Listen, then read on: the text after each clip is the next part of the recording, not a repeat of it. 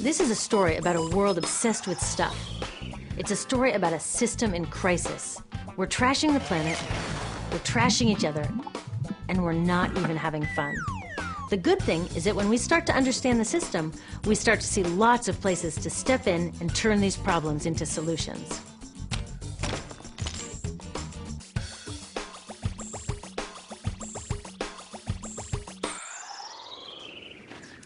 The other day, I couldn't find my computer charger.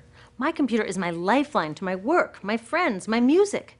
So I looked everywhere, even in that drawer where this lives. I know you have one too, a tangle of old chargers, the sad remains of electronics past. How did I end up with so many of these things? It's not like I'm always after the latest gadget. My old devices broke or became so obsolete I couldn't use them anymore. And not one of these old chargers fits my computer. Ugh! This isn't just bad luck. It's bad design. I call it design for the dump. Design for the dump sounds crazy, right? But when you're trying to sell lots of stuff, it makes perfect sense. It's a key strategy of the companies that make our electronics. In fact, it's a key part of our whole unsustainable materials economy. Design for the dump means making stuff to be thrown away quickly. Today's electronics are hard to upgrade, easy to break, and impractical to repair. My DVD player broke and I took it to a shop to get fixed. The repair guy wanted $50 just to look at it. A new one at Target cost $39. In the 1960s, Gordon Moore, the giant brain and semiconductor pioneer, predicted that electronics designers could double processor speed every 18 months. So far, he's been right. This is called Moore's Law. But somehow, the bosses of these genius designers got it all twisted up. They seem to think that Moore's Law means every 18 months we have to throw out our old electronics and buy more. Problem is, the 18 months that we use these things are just a blip in their entire life cycle. And that's where these dump designers aren't just causing a pain in our wallets, they're causing a global toxic emergency. You see, electronics start where most stuff starts, in mines and factories. Many of our gadgets are made from 1,000 different materials, shipped from around the world to assembly plants.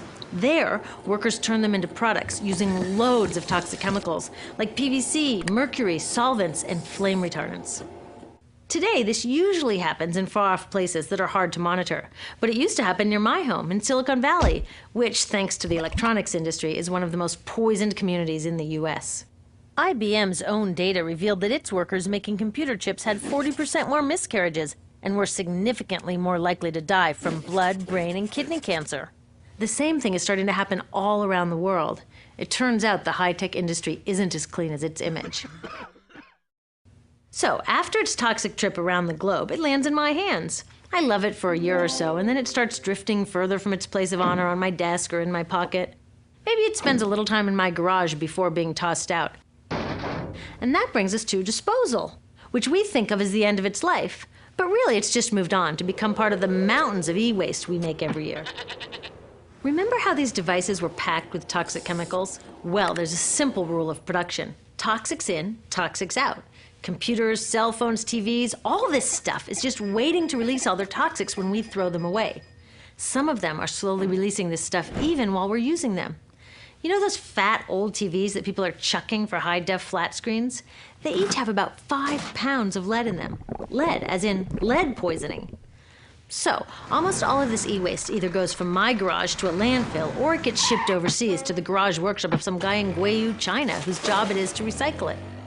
I've visited a bunch of these so-called recycling operations. Workers without protective gear sit on the ground smashing open electronics to recover the valuable metals inside and chucking or burning the parts that no one will pay them for. So while I'm on to my next gadget, my last gadget is off poisoning families in Guiyu or India or Nigeria. Each year, we make 25 million tons of e-waste, which gets dumped, burned, or recycled. And most recycling is anything but green.